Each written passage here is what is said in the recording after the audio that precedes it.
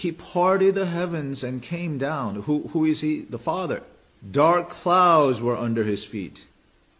He mounted a cherubim and flew. He soared on the wings of the wind. He made darkness his covering, his canopy around him.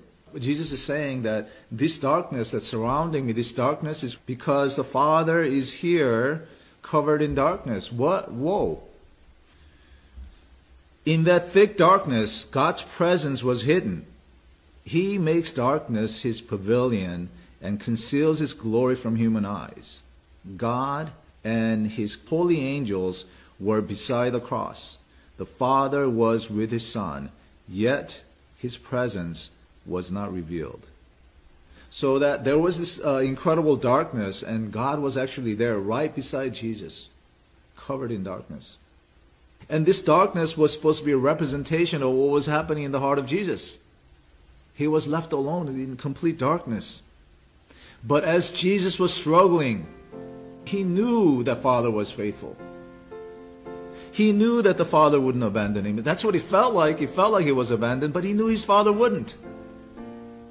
And so, the very thing that seemed like was an evidence of his abandonment, he looked at it as the evidence of God's presence. I never really thought of this before. It's incredible. You know, Jesus wanted to get off the cross because he missed his Father's presence. Why did he miss his Father's presence? Because in his presence is this, pleasures forevermore, this joy. But where does this joy and peace and pleasure come from? It's from watching his Father, his unselfish love for his children.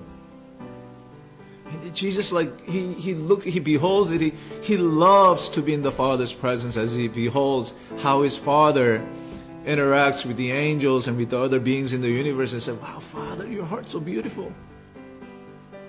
Jesus knew by faith that in that darkness,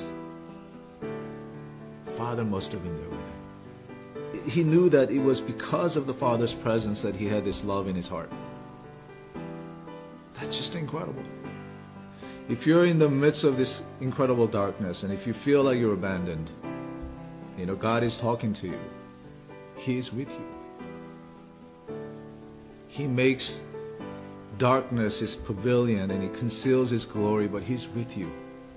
And Jesus knew it by faith. But Jesus is the author and finisher of our faith. It is my prayer today, I pray that your faith would rise up to see your Father in the midst of that darkness.